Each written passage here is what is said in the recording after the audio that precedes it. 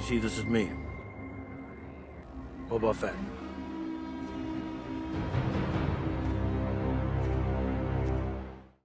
Hey everybody, welcome back to the Chiss Ascendancy Podcast. This is Josiah, and we are on day 28 of 30 Days of Boba Fett. I remember on day like 4, 5, 6, I was like, do I know 30 things about Boba Fett? So it's been very exciting. It's been a great journey. We're almost there, guys. And for those of you, I know there's a handful of people out there that have listened to or watched every single video and podcast, whichever avenue you choose to listen. I just want to say thank you so much. It's been a lot of fun. And so let's just keep this going. I love putting out regulated content.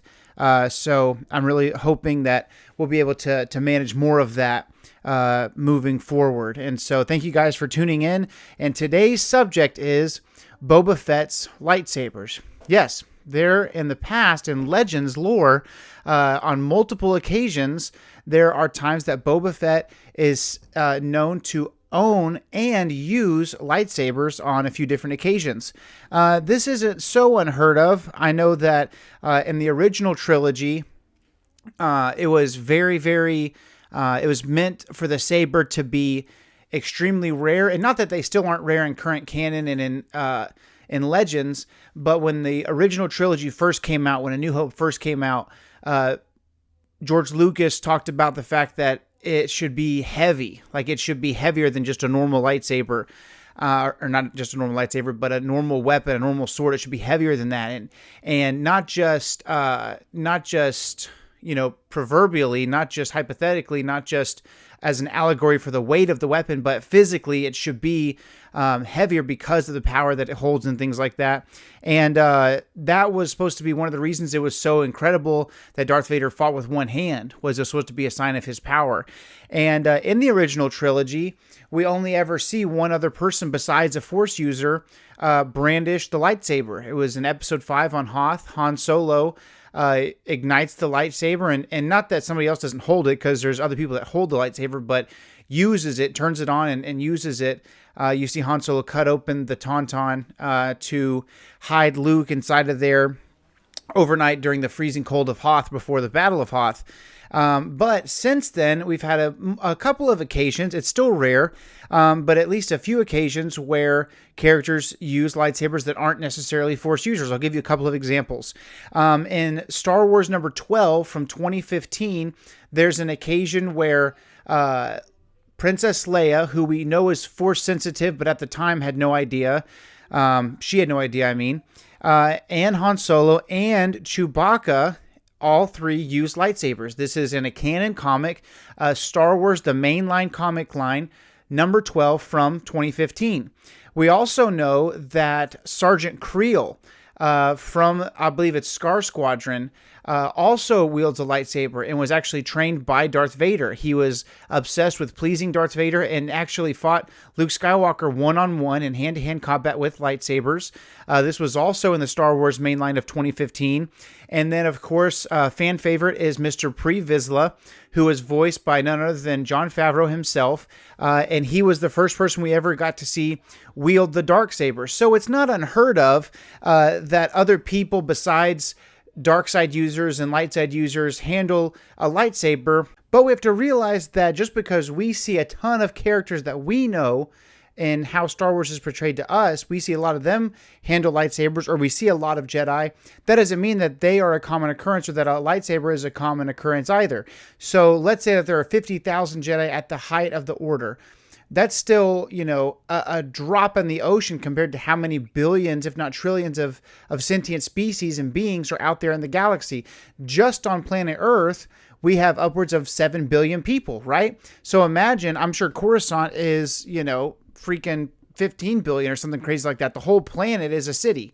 So imagine there are so many billions of people, and our favorite bounty hunter, Boba Fett, is one of them that has not just one, but a handful. And we'll get into that. Something that's really neat that I wanted to show to you guys is a company that you've probably heard of named Sideshow Collectibles makes statues and makes they're like higher quality action figures. So they're expensive, but you're getting premium quality in your collectible, and they're larger. They're not 1/18 or 1/12. They're usually 1/6. Usually means they're about a foot tall.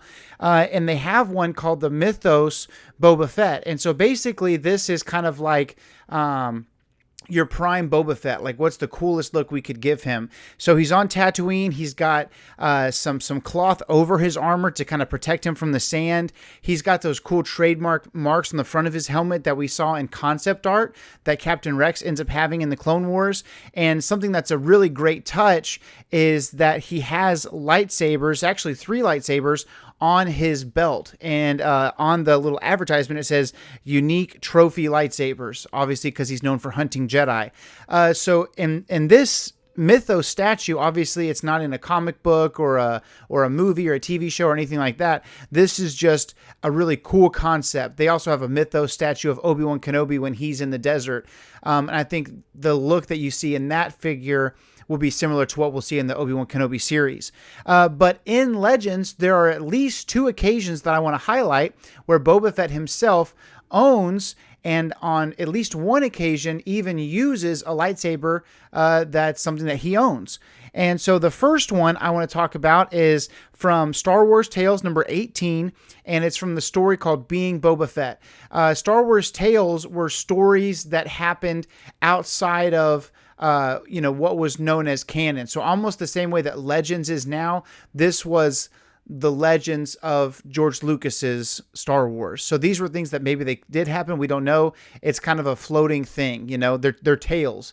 But there's a really cool moment where in the beginning of this comic book, you're finding out, Boba Fett's going about his routine, about his day. He's getting up, he's taking a shower, all these things.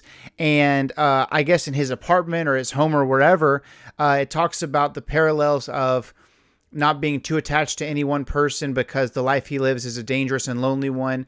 And it was not lost on Boba Fett that his life, in some of its necessities, was very similar to that of a Jedi, even though they were on polar opposite ends of the spectrum of, quote unquote good and evil, and that he basically hated the Jedi for what they did, taking his father away from him.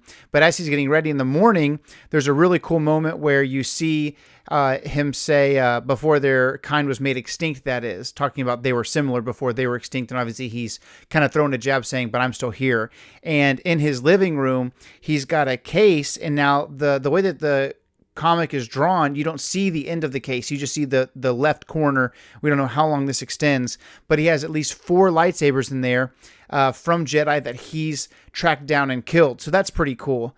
A more in-depth look at Boba Fett with the lightsaber is from the story Prey, which is also from Star Wars Tales. This is Star Wars Tales number 11, and there's an interesting story here, which actually has some cool backstory to Han Solo in Legends as well. There's a moment, which is obviously prior to episode 4, where they're talking about, it's actually Grand Moff Tarkin and Darth Vader talking about this deserter by the name of Han Solo. You might have heard of this guy. But it's pretty silly because if you're looking at the way that we know Star Wars now, we understand that there are just zillions of people in the Imperial Army. We understand that they're just like rats in the sewer. There's just a million of them and nobody really knows who they are. But in this comic, this is unrealistic, but it's kind of cool. Grand Moff Tarkin and Darth Vader having an argument over how to handle this deserter named Han Solo. They want to make an example of him. And Grand Moff Tarkin has actually hired Boba Fett, and Vader saying, I think that we should just hunt them down ourselves.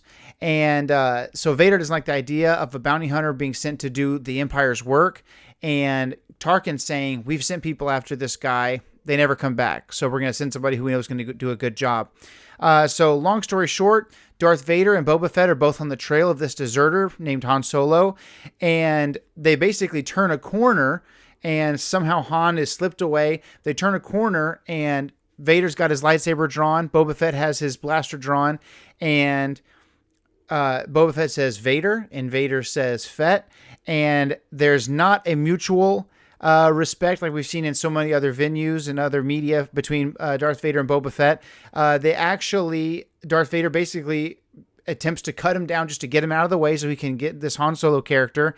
And there's a cool comic strip here I'll read to you where they're fighting with lightsabers. And Boba Fett says, "What's the matter? Surprised to see a lowly bounty hunter wielding such a fine and noble weapon? You're not the only one who's killed Jedi." And Vader says, "You are not worthy to even hold such a blade." And they fight back and forth for a little bit. Of course, Vader ends up getting the better of Boba Fett. And but before either of them can really damage or kill each other, Han Solo kind of runs across them.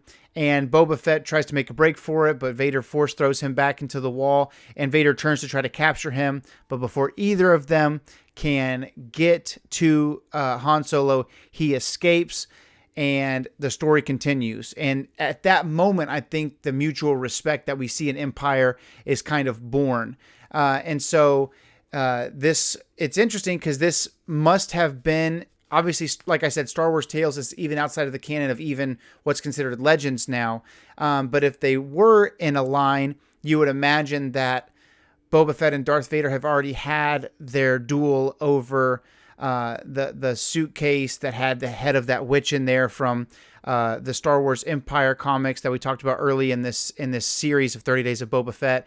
And so there's a mutual respect, but kind of still some enmity there. They fight again, and then that's when Darth Vader goes, "Okay, maybe we should hire this guy next time we need something," which would lend to what happens in Empire Strikes Back. So there's multiple occasions where Boba Fett kills a Jedi and takes the lightsaber. We know from that one comic that he has a collection of at least 4, possibly more.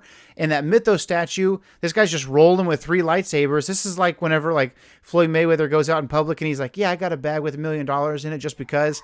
Like he's got 3 lightsabers on his belt just going around the galaxy just because. And so that's pretty interesting. And then we know from the Star Wars Tales number 11 that he even tends to use the lightsaber. And so that's very interesting. And we've seen other characters like Finn, who we find out is force sensitive after the fact, but he holds his own up against Kylo Ren. Obviously, that's a hot subject because I think Kylo Ren should have tore him to ribbons, but that's neither here nor there for this series. But it's really cool to see one of our favorite characters, certainly our favorite bounty hunter, carrying the weapon of a Jedi. And so it'd be very interesting to see if that's something that can happen again. Obviously, we know Din Djarin has the Darksaber, and Bo-Katan wants it to rule over Mandalore. We know from the Mandalorian Season 2, Boba Fett doesn't really have any interest in Mandalore. Of course, that could change. He didn't necessarily have interest in Mandalore in Legends either before he was kind of pulled up onto the right track by Finn Shisa. So we'll see. I guess my question for you guys is, if you're watching this or listening to this, sound off in the comments. Do you think we will see Boba Fett use a lightsaber by the end of the book of Boba Fett? I would say probably no, but if I saw it, I would not be angry. It's one of those things that, sure, there can be too much fan service, but I am definitely on the side of the fence that's like, but what is too much fan service? Because if it's fan service of things I like, there can never be too much. So if we see a Boba Fett use the Darksaber or another lightsaber that he just has in his arsenal, we know that he's been sent to hunt down Jedi before. We know that he's killed Wookiees before. We know that he's, blown Bosk's leg off before. So I don't really think there's anything that's outside of his repertoire. I don't think he would take on someone like Darth Vader, obviously one-on-one in canon. But he's a hardened man, and I think that he's really hurt some people in his past, and who knows, he may really have a lightsaber. So let me know what you think. Will Boba Fett use a lightsaber? Would that ruin the character for you, or would you just be like, whatever Boba Fett wants, give it to him? I'm interested to hear your thoughts. So this has been day 28 of 30 Days of Boba Fett. Boba Fett owns at least 4 lightsabers, and that's what you call headcanon. Is there's all these different pools that you can grab and read from and learn from and believe. And in my headcanon, he still owns some of those lightsabers. Thank you guys for tuning in to the Chiss Ascendancy. Please like this video, share it, follow us on Instagram and Twitter, and stay with us. The Book of Boba Fett is, man, at this point, I'm recording. It's almost 8 o'clock in Houston. So that means 7 hours. So 2 days and 7 hours until the Book of Boba Fett, guys. I can almost taste it. It's almost here. So thank you guys for tuning in. Stay with us for the next 2 days so we get to 30 Days of Boba Fett, and then we'll arrive together on the 29th. Thank you guys again, and may the Force be with you.